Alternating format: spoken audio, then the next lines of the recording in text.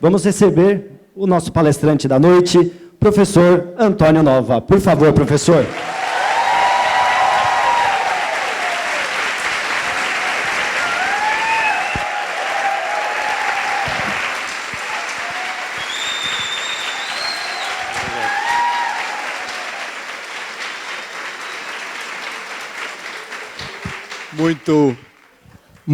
Muito obrigado pelo vosso acolhimento, muito obrigado pelo vosso convite do município de Piracicaba, muito obrigado pela vossa presença. Tentarei trazer-vos... O som está bom, não precisa estar um bocadinho mais alto? Não. Tentarei trazer-vos agora, durante 40, 50 minutos, 3 ou 4 reflexões muito simples, mas que me parecem centrais para os tempos que vivemos hoje. Dei este título, O Futuro está nos Professores, para bem marcar que há hoje muita conversa sobre educação. Há hoje muita conversa sobre a educação em casa, sobre a educação nas tecnologias, sobre a ubiquidade da educação que acontece em todo lado, mas verdadeiramente nós precisamos, mais do que nunca, de escolas e de professores. E precisamos de proteger as escolas. E de proteger as escolas de muitos desses discursos muitos futuristas às vezes, mas que são ilusões, de que a educação está em todo lado, que acontece naturalmente, que está nas tecnologias, que está em todo lado e que vem corroendo e degradando muitas das nossas condições e também muito do trabalho dos professores. Hoje faltam no mundo 60 milhões de professores. Não é por acaso. Porque a profissão docente, antes da pandemia, durante a pandemia e agora, tem sido muito desvalorizada. Não tem sido suficientemente prestigiada. Não tem havido formação suficiente. Não tem havido qualificação suficiente e é uma profissão que não atrai os mais jovens, que não atrai por essa falta de prestígio. Então, quando eu digo o futuro está nos professores, eu quero dizer exatamente a mesma coisa que dizia um extraordinário educador brasileiro, um senhor chamado Darcy Ribeiro, e que dizia: o nervo e o músculo da educação são os professores. Podemos inventar 1000 coisas, podemos inventar 1000 ferramentas, 1000 dispositivos, 1000 tecnologias, mas o nervo e o músculo da educação são os professores, e é isso que eu procurarei dizer-vos aqui hoje, ao falar da necessidade de proteger as escolas e os professores, mas ao falar da necessidade de proteger transformando. Proteger a escola hoje necessita de um processo de transformação. E como é que essa transformação se pode dar? Valorizando as iniciativas, os projetos, as experiências, uma dinâmica de risco e de futuro pelos professores. O que eu vos falarei é destes 3 verbos, do verbo proteger, do verbo transformar e do verbo valorizar. Porque verdadeiramente é isso que define, segundo a Unesco, onde eu trabalhei nos últimos 4 anos, e fizemos um relatório a que chamamos a necessidade de um novo contrato social da educação. Nós tivemos um contrato extraordinário há 200 anos. A escola, criada há 200 anos, é uma invenção extraordinária. Dizia de novo o Darcy Ribeiro, a escola pública é a maior invenção do mundo. Mas esta escola pública, que é mesmo a maior invenção do mundo, precisa de se transformar, precisa de encontrar novos caminhos, e é desses novos caminhos que eu vos procurarei falar aqui hoje. Vou falar com palavras simples, com palavras o mais simples de que eu for capaz, mas no final deixar-vos-ei o meu contacto de e-mail e estarei na disposição, obviamente, de continuar esta conversa através da partilha de textos, através de alguma interação que vocês queiram, para levar um pouco mais longe estas reflexões que farei hoje de maneira simples e que farei tentando e vocês acreditem que é o maior esforço que eu faço tentando falar devagar, sem comer as sílabas, não é? Garanto-vos que é a coisa mais difícil para um português e garanto-vos que se eu estivesse em Portugal já tinha dito nesta altura o dobro das palavras que disse até agora, não é? Mas, enfim, se no final da palestra me puderem dizer o que me disse um taxista de Brasília há vários anos, eu ficar-vos-ei eternamente grato. Depois de me levar do aeroporto até ao meu apartamento, onde eu vivia em Brasília na altura, em 2014, ele disse-me: gostei imenso de conversar com o senhor.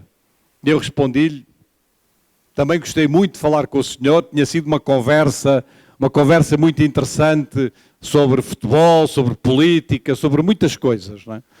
Eu paguei-lhe, ele veio-me dar a mala, que estava na bagageira do carro, e quando me entregou a mala, entendeu que me devia fazer um elogio suplementar.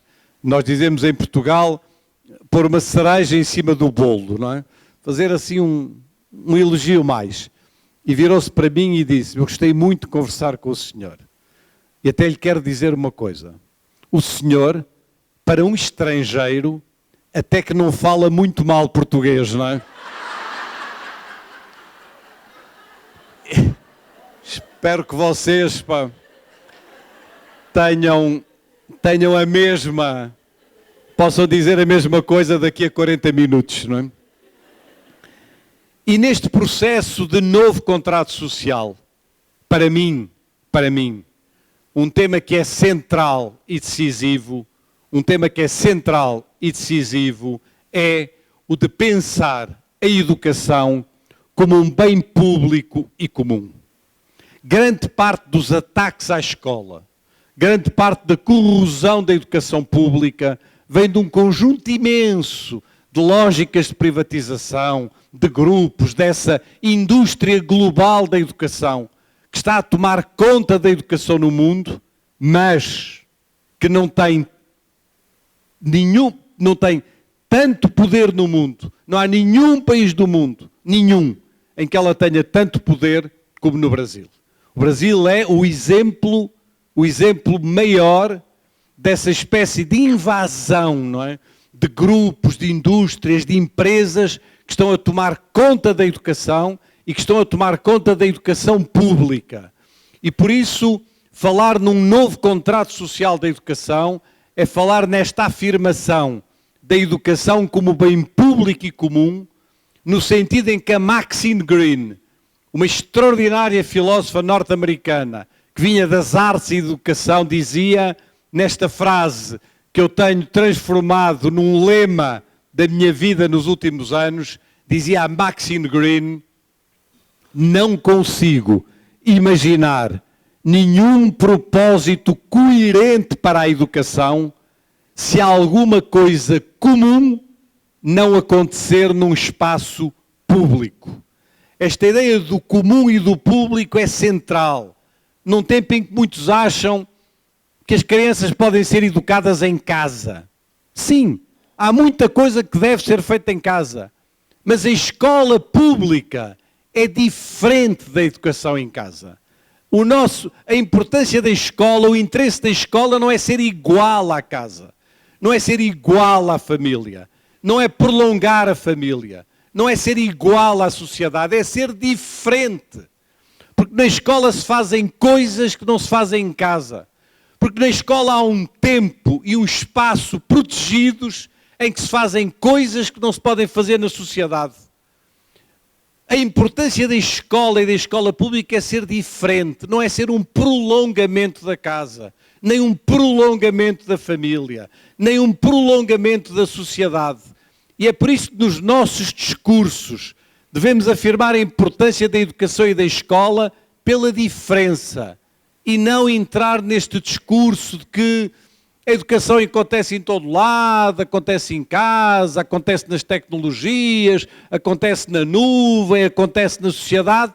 Claro que há muitas coisas que acontecem fora da escola, mas a escola é e continuará a ser por muitos anos o espaço central e decisivo para o futuro da educação, e é isso que eu quero aqui hoje, perante vós, argumentar. Mas esta escola que nós temos de proteger, temos também de a transformar. Isto é, o modelo de escola, que em grande parte apareceu também neste vídeo que vocês aqui apresentaram no início. A escola, na sua sala de aula, mais ou menos tradicional, com quadro negro, ou quadro verde, ou quadro branco, ou o que seja, mas com uma determinada arrumação do espaço. Essa escola inventada nas escolas de formação de professores do século XIX, e as escolas de formação de professores do século XIX chamavam-se, em todo o mundo, escolas normais. Chamavam-se escolas normais porque se destinavam a normalizar o ensino, a normalizar a sala de aula, a normalizar o mobiliário escolar, a normalizar o currículo, a normalizar as turmas, a normalizar a avaliação, a normalizar as didáticas, a normalizar o trabalho dos professores. Essa escola normal, que veio até aos dias de hoje, cumpriu uma função extraordinária. Outra vez o Darcy Ribeiro foi a professora primária, lá sozinha, na sua aldeia, que educou o mundo, com o seu quadro negro e as suas caixas de giz. É verdade. Essa escola cumpriu uma função extraordinária, mas essa escola tem hoje que se adaptar, que se transformar ou que iniciar um processo de metamorfose. Estas duas palavras têm a mesma origem. Transformar é transforma, ir além da forma. Metamorfose é mudar a forma de alguma coisa. Ora, é a forma da escola que nós precisamos de mudar nos anos que vêm. De que maneira? A resposta é simples. E ela já existe em muitas escolas. E ela apareceu também em algumas imagens do vídeo que aqui foi apresentado no início desta sessão. Construindo escolas deste tipo. Ali à frente vocês têm uma escola nos Estados Unidos. Aqui uma escola no Brasil. Ali uma escola em Singapura. Aqui uma escola na Etiópia. São novos ambientes educativos. O ambiente educativo da sala de aula, tal como nós o concebemos historicamente, foi extraordinário. Ainda é extraordinário para algumas coisas, mas é um ambiente educativo que não permite muitas outras coisas. Que não permite o trabalho de grupo, que não permite a criatividade, que não permite a comunicação, que não permite um conjunto de coisas que hoje são centrais para pensar a educação do século XXI. O nosso grande tema hoje na transformação da escola é a criação de novos ambientes educativos. E esta metáfora é uma metáfora que todos vocês percebem, porque é uma metáfora de uma enorme simplicidade. Nós estamos aqui num determinado ambiente. Temos um ambiente, um espaço, um ambiente, uma arrumação de cadeiras. Há coisas que nós podemos fazer aqui neste ambiente. Podemos dar uma palestra. Podemos assistir a um filme. Podemos fazer algumas outras coisas neste ambiente. Há muitas coisas que mesmo que nós queiramos, nós não conseguimos fazer neste ambiente. Se eu quiser jogar futebol neste ambiente, eu não consigo. Se eu quiser trabalhar em grupo neste ambiente, eu não consigo. Se eu quiser que as pessoas comuniquem umas com as outras numa comunicação horizontal, neste ambiente eu não consigo. E, portanto, não vale a pena nós tentarmos fazer coisas que num determinado ambiente não são possíveis. E esse é o drama da pedagogia. É o drama de muitos de nós. Nós queremos que as crianças comuniquem umas com as outras. Nós queremos que as crianças sejam criativas. Nós queremos que as crianças sejam autónomas. Nós queremos que as crianças tenham uma atividade na sua relação com o conhecimento. Mas o ambiente educativo típico da sala de aula não permite isso. Permite ouvir o professor, ótimo. Permite fazer alguns exercícios individuais na carteira, ótimo. Permite algumas atividades, ótimo. Mas há muitas outras que não permite. E é por isso que a criação de novos ambientes educativos é o tema central. É o tema central para os processos de transformação da educação. Aqui em Piracicaba, aqui no Brasil e em todo o mundo. O tema central é a criação de novos ambientes educativos. Porque estes ambientes educativos foram extraordinários. São ainda extraordinários para algumas coisas, mas obviamente que eles não permitem muitas outras coisas. E precisamos, por isso, de ambientes mais próximos daqueles que vos mostrei há pouco ou destes outros que vos mostro agora, não é? Porque nestes outros ambientes acontecem outras coisas. E se eu vos perguntar destas diversas imagens que eu vos mostrei, por exemplo, destas duas que aqui estão, creio que de alunos do ensino médio, se eu vos perguntar o que é que diferencia estas imagens das outras, eu julgo que vocês facilmente me darão a resposta que eu gostaria de ouvir. O que acontece aqui, nestes ambientes educativos, é muito simples de definir. Aqui, os alunos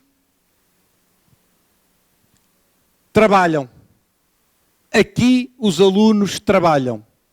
Como dizia um filósofo francês há 100 anos, o Alain provocava os professores há 100 anos e dizia: eu sonho com uma escola em que quem trabalha são os alunos e não os professores.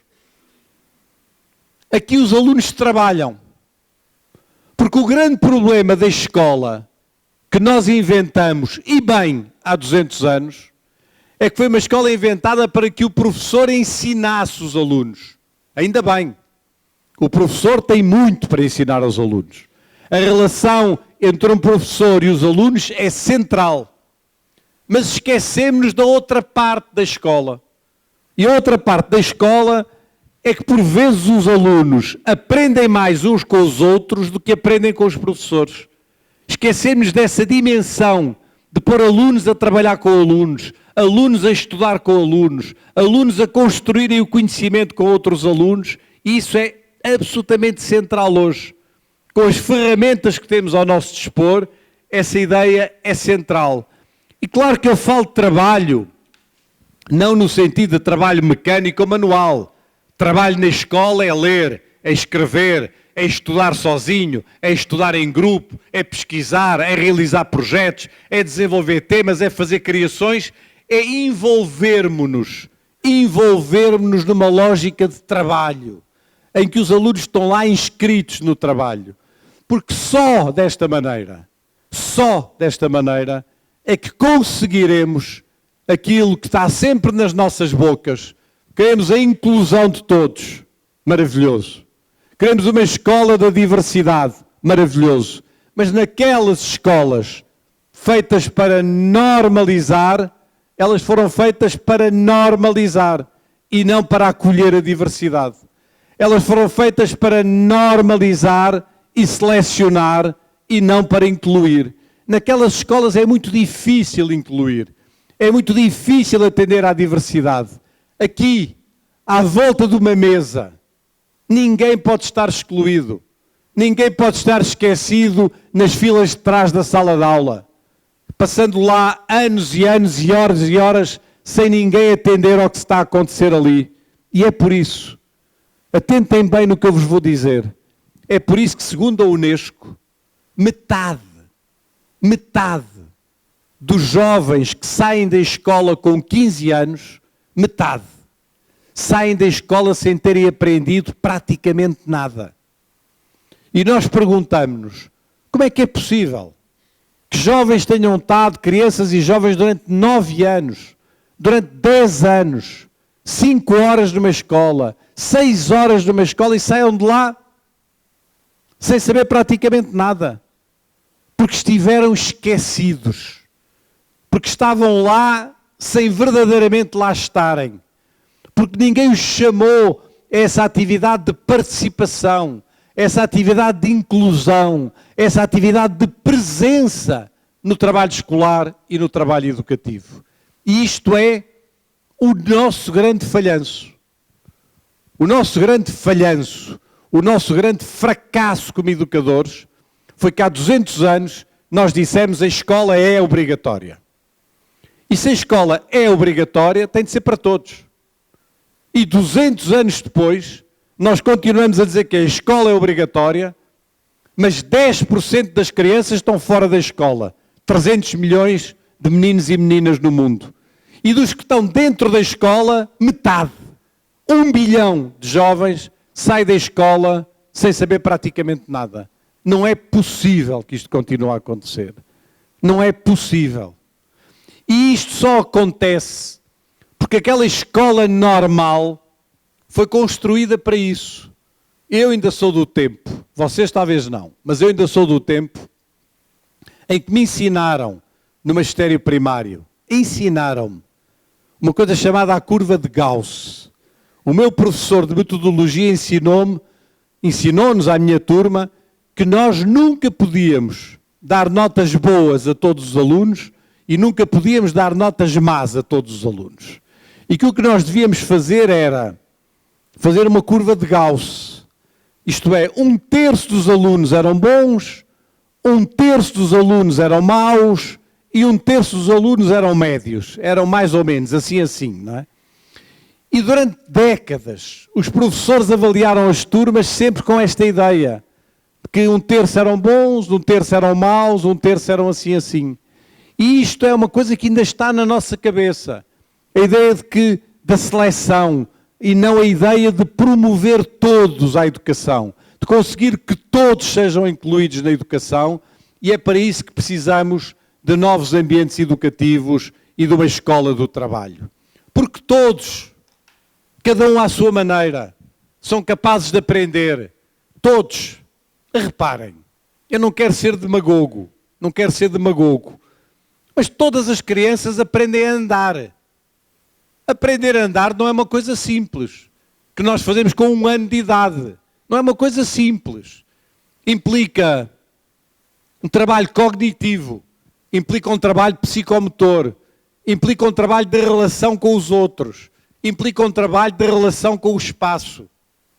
E aos 2 anos de idade, todos aprendemos a falar. E aprender uma linguagem é de uma imensa complexidade. É 1000 vezes mais complexo do que aprender certas coisas de matemática, ou certas coisas de física, ou certas coisas... Aprender uma linguagem é de uma enorme complexidade. Todos aprendemos a falar. Porquê é que todos não aprendemos certas coisas básicas na escola? Porque a escola foi concebida com essa ideia de uma espécie de seleção, e de uma espécie de uma seleção em que muitos estão esquecidos, não estão incluídos, não fazem parte de ambientes onde estejam a trabalhar uns com os outros, a trabalhar o conhecimento, a construir uma dinâmica de conhecimento. Há um colega nosso francês, o Philippe Meirieu, que uma vez me disse: sabes, António, eu também aprendi como tu essa coisa da curva de Gauss, quando andei no magistério. Eu também aprendi como tu, que nas turmas nós avaliávamos os alunos sempre. 1/3 são bons, 1/3 são maus, 1/3 são assim. E dizia ele: sabes, António, ainda bem que as crianças não aprendem a andar nem a falar na escola. Porque se aprendessem a andar na escola, 1/3 andava bem, 1/3 andava mal e 1/3 andava assim, não é? E isto é simplista, mas tem uma parte de verdade. Há uma parte de verdade nisto, porque nós continuamos a considerar que a escola não é para todos. Temos isso na nossa boca, a nossa retórica é essa, o nosso discurso é esse. O nosso discurso é um discurso muito bonito, da diversidade, da inclusão, queremos todas as crianças, mas a nossa prática são é feita em ambientes educativos que dificilmente permitem que isso aconteça. E é por isso que o processo de transformação ou de metamorfose passa, sobretudo, pela ideia de criar novos ambientes educativos e colocar o trabalho dos alunos como a nossa preocupação principal. Foi isso que escrevemos no relatório da Unesco, em que eu participei, Reimaginar os nossos futuros juntos, um novo contrato social para a educação, no qual apareceram 5 palavras. 5 palavras-chave, 5 palavras principais. E essas palavras foram, todas iniciadas por C: cooperação, convergência, colaboração, convivialidade e cidadania. E vou falar-vos destas 5 palavras a partir dos 5 temas da educação: pedagogia, currículo, professores, escola e sociedade. No caso da pedagogia, a palavra forte é a palavra cooperação.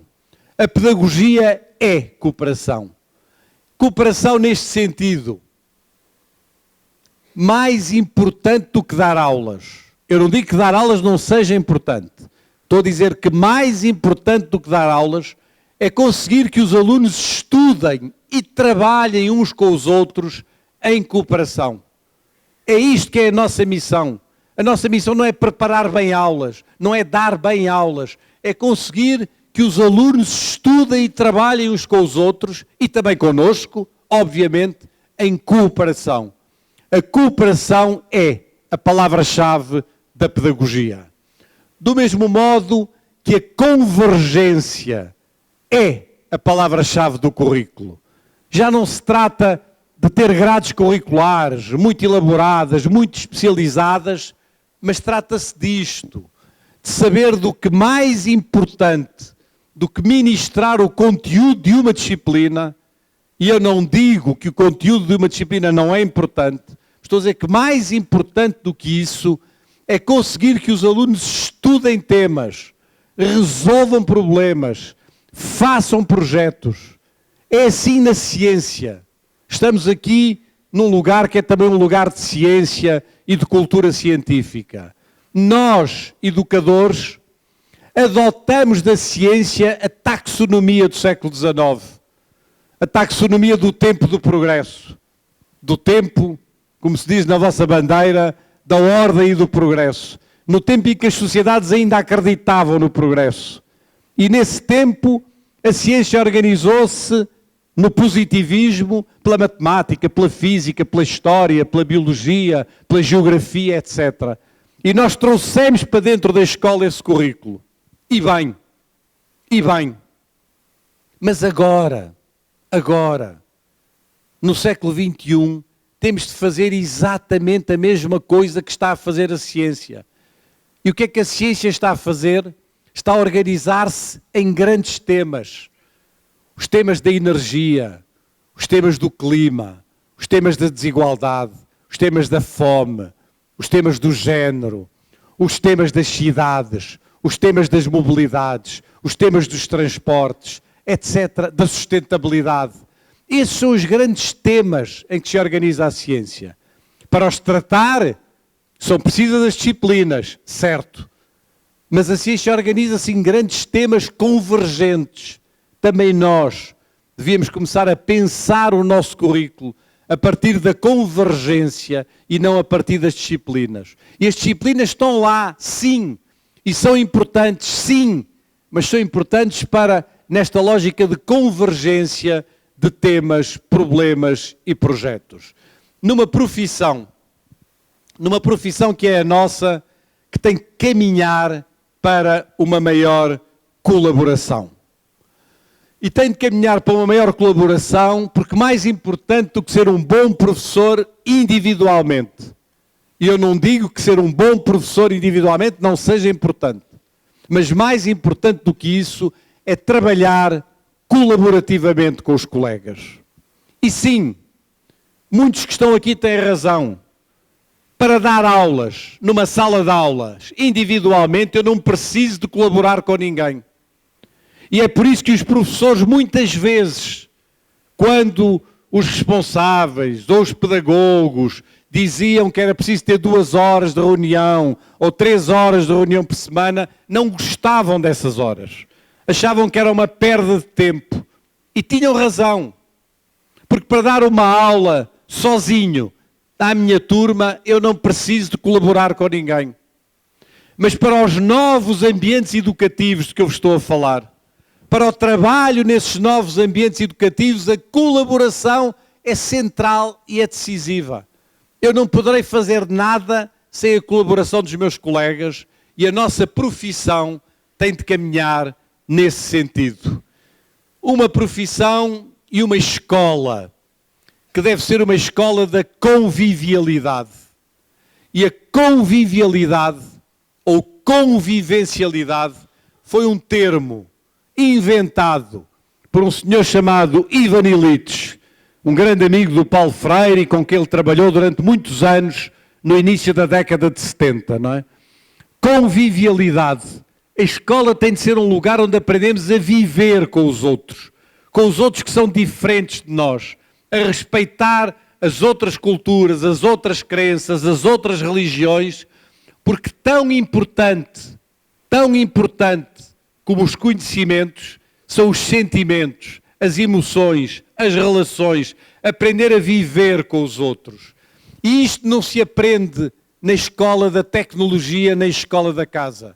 E é por isso que a escola na escola é melhor do que a escola em casa ou do que a escola no computador. Porque a escola na escola é feita disto, é feita de uma relação humana. E é por isso que sim, os professores são mestres de humanidade. E essa dimensão da humanidade é central e decisiva. E sim, não sou eu que digo, é o maior neurocientista da atualidade, um senhor chamado António Damasio. Ele é português de origem, mas vive há mais de 50 anos nos Estados Unidos, na Califórnia. E depois de estudar as nossas cabeças, os nossos cérebros a trabalharem e a aprenderem, este senhor escreveu um livro que se chama Saber e Sentir. Diz ele, não é possível saber sem sentir. Não é possível conhecer sem sentimentos. São gestos únicos, dizia ele, uma coisa extraordinária. Se por acaso houvesse maneira de me retirar as emoções do meu corpo, de eu esvaziar o meu corpo de emoções e de sentimentos, se isso fosse possível, nesse dia eu deixaria de ser capaz de aprender e de conhecer. Porque o conhecimento depende da emoção, depende do sentimento. Não é conhecimentos para um lado, sentimentos para o outro. Não é, agora vamos aprender matemática, agora vamos fazer uma coisa socioemocional. Não, são gestos que estão juntos. Não é possível conhecer sem emoção, não é possível conhecer sem sentimento. E a escola tem de ser um lugar onde aprendemos a viver uns com os outros. Neste momento horrível da humanidade.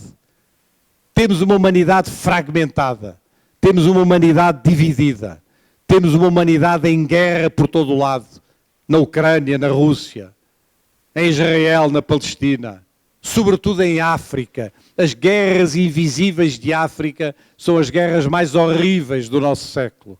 Uma humanidade dividida, intolerante, uma humanidade autoritária, com autoritarismo por todo o lado, com radicalismos por todo o lado, com negacionismos científicos absolutamente impensáveis, como aqueles que se viveram nos Estados Unidos, que se viveram aqui no Brasil durante tantos anos, que se viveram e que se vivem na Europa. A negação da ciência é o pior que podemos fazer, porque a ciência é a linguagem que nos une, é a nossa linguagem comum. Se perdermos a linguagem da ciência, não temos mais nenhuma linguagem para falarmos uns com os outros. Então, neste tempo horrível da humanidade, só nos resta uma instituição. e uma única, onde ainda é possível tentar uma humanidade comum, tentar construir uma humanidade comum, no respeito pela diversidade, no respeito pelas diferenças, no respeito pelas culturas diferentes, no respeito pelas diferentes maneiras de viver e de ser e de agir e de se comportar. E essa única instituição que ainda nos resta é a escola. A escola é a única instituição que ainda nos resta onde podemos tentar uma sociedade convivial, como diria o Ivan Illich, uma sociedade convivial. E para construir essa sociedade convivial, sim, temos de ter uma participação cidadã. Porque tão importante como o que se passa dentro da escola é a nossa capacidade de agir no espaço público da educação. Nessa ideia de cidade educadora tão bem elaborada e tão bem proposta já há mais de 3 décadas pelo Paulo Freire nos seus trabalhos. A ideia de uma cidade educadora, a ideia de que há ciência, de que há cultura, de que há possibilidades de educação para além da escola. Não para diminuir a escola, não para dizer que a escola está em todo lado. O espaço e o tempo da escola têm de ser protegidos, mas para construir as nossas cidades. E cidades, como sabem, vem do grego polis, e polis vem do grego política. Política no sentido mais nobre do termo. Não política de partidos, mas política de participação cidadã. É escolas de participação que precisamos e de uma participação que vai, obviamente, para além do espaço da escola e que se prolonga pela cidade educadora. Estes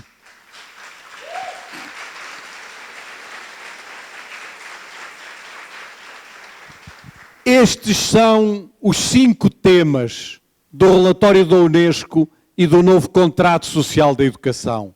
Uma pedagogia da cooperação, um currículo da convergência, uma profissão da colaboração, uma escola da convivialidade, uma relação com a sociedade marcada pela cidadania e por uma cidadania da participação e da presença.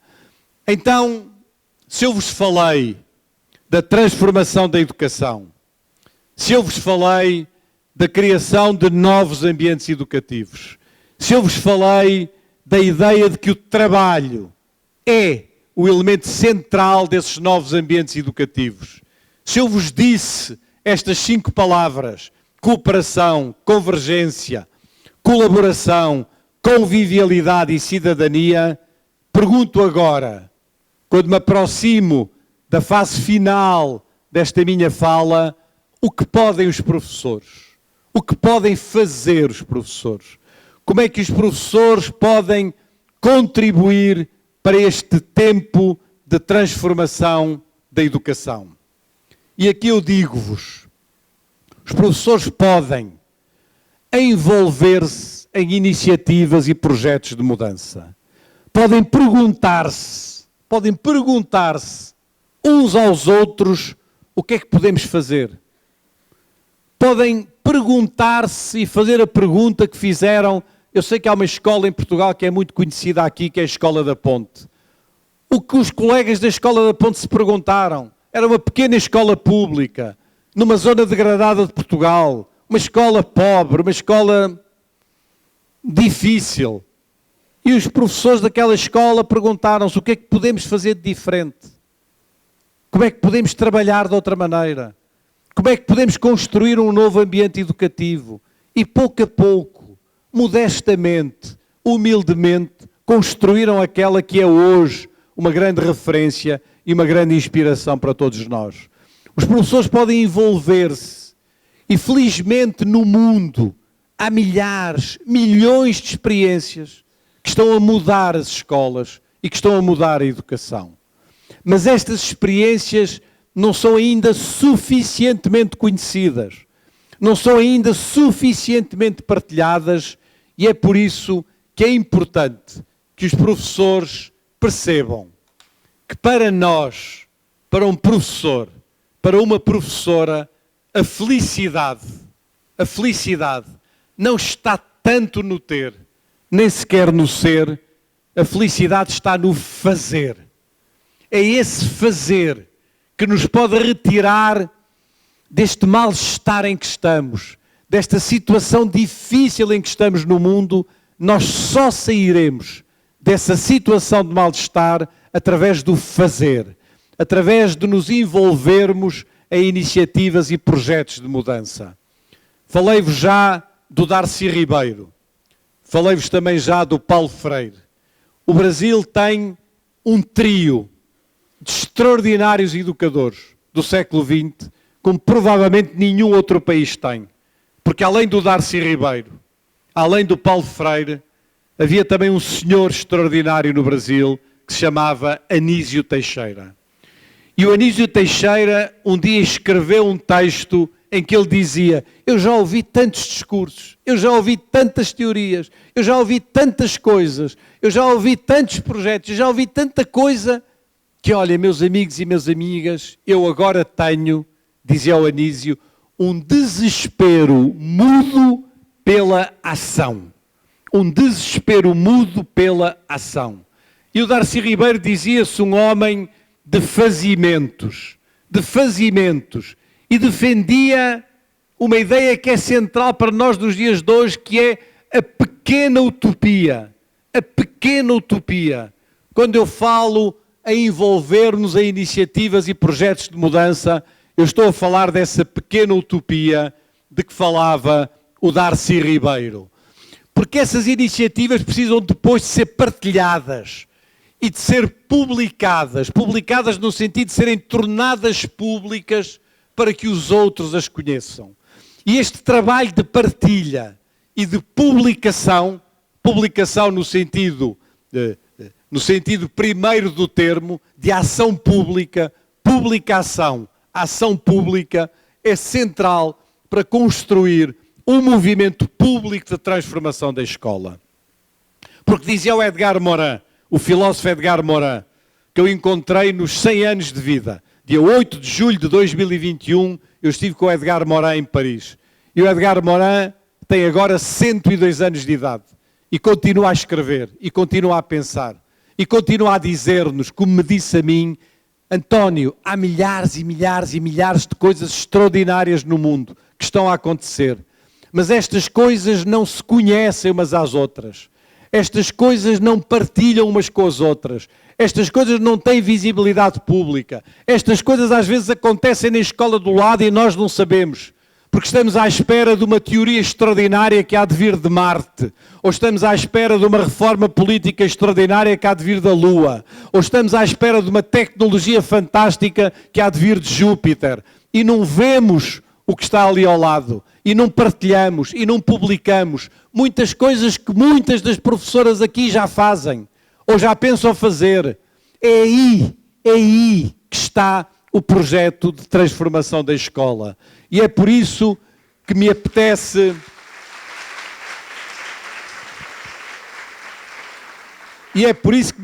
brincar com um provérbio português, que eu não sei se é muito popular aqui no Brasil ou não, mas a este provérbio português eu vou tirar a palavra não.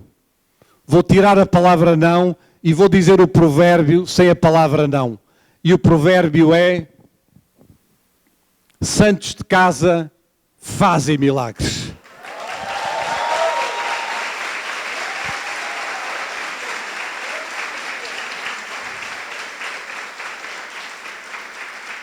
E é aqui que está a raiz do processo de transformação e de metamorfose da escola. Não esperem uma nova reforma, não esperem um novo regulamento, não esperem uma nova resolução, não esperem uma nova norma, não esperem uma nova tecnologia, não esperem uma nova teoria, não esperem não sei quantos livros didáticos feitos não sei por quem, que mandam para cima da cabeça das pessoas, não é?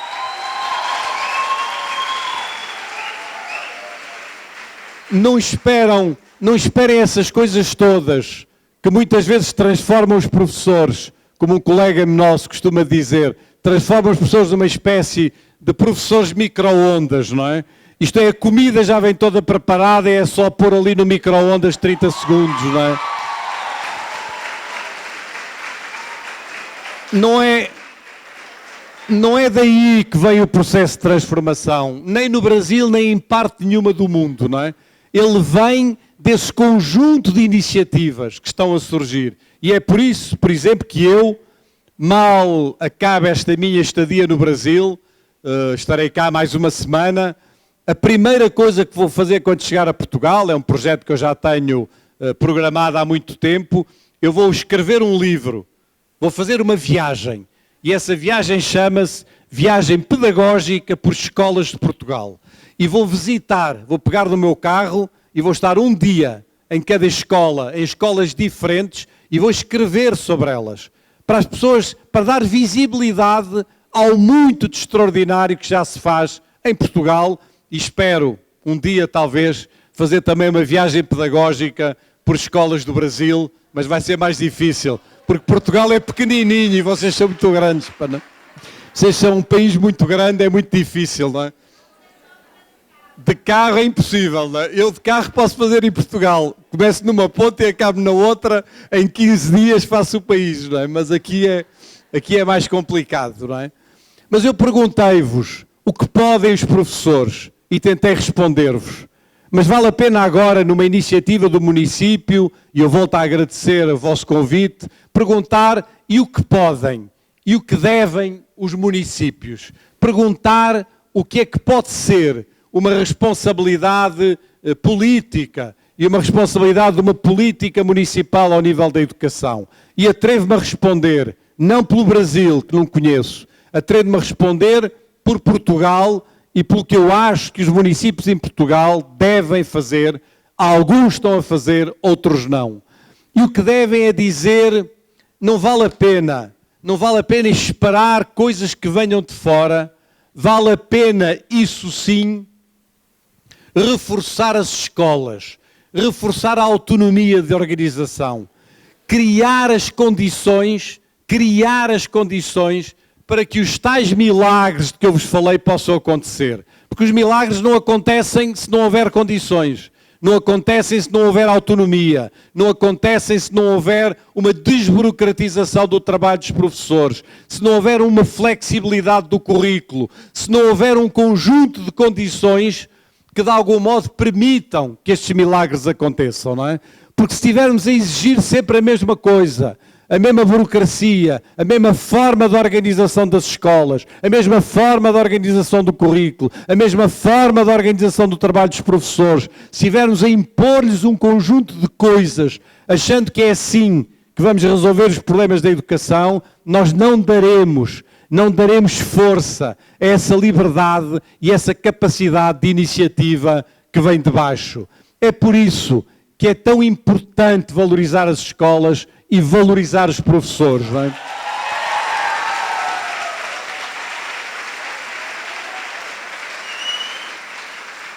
É por isso que é tão importante dar liberdade aos professores e permitir-lhes criar as condições para a colaboração.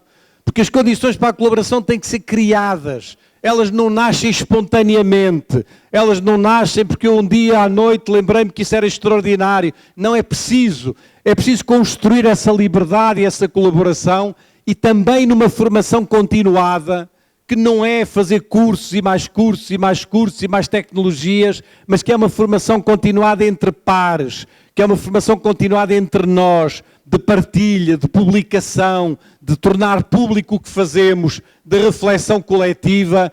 É por aqui que vai o futuro da transformação da educação. O melhor que os municípios podem fazer é apoiar iniciativas de mudança e de transformação.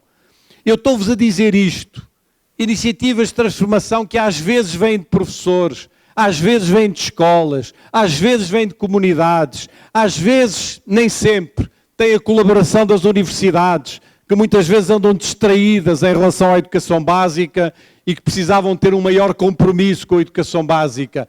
Eu estou a dizer-vos isto Mas, meus amigos e minhas amigas, eu podia dizer-vos isto pela boca do Presidente da República Francesa, um senhor chamado Emmanuel Macron, por quem, aliás, fica aqui um parênteses, eu politicamente não tenho grande admiração nem grande simpatia, não é? Mas que fez há poucos meses, no início do ano académico do ano passado, um discurso notável. Ele juntou numa grande audiência, num grande auditório, os ministros do governo dele, os reitores das universidades, os diretores gerais, os diretores de departamentos da França toda, e a França é o sistema educativo mais centralizado do mundo, juntou-os a todos numa transmissão televisiva para todas as escolas do país e durante uma hora, o discurso está na internet, durante uma hora disse o seguinte: dirijo-me aos professores de França e dirijo-me aos professores de França para vos dizerem: não esperem nada de nós. Como assim? Não esperem nada do Sr. Ministro da Educação que está aqui sentado, nem do Sr. Reitor, nem do Sr. Diretor-Geral, nem de mim, Presidente da República. Porque a transformação da educação só pode surgir da vossa parte. Não vale a pena esperarem uma nova reforma, nem uma nova lei, nem uma nova coisa. A única coisa que vocês nos têm que pedir é que nós criemos as condições e os incentivos e os apoios para que essa dinâmica possa acontecer nas vossas escolas. Que vocês nos cobrem, num certo sentido, esse apoio. E eu sei, dizia o Macron, eu sei que isto não vai acontecer igual em todo lado, vai ser diferente. Eu sei que há muitos professores que não querem ficar a fazer o que sempre fizeram. Ok, não há problema. O que eu vos estou a propor é um projeto voluntário.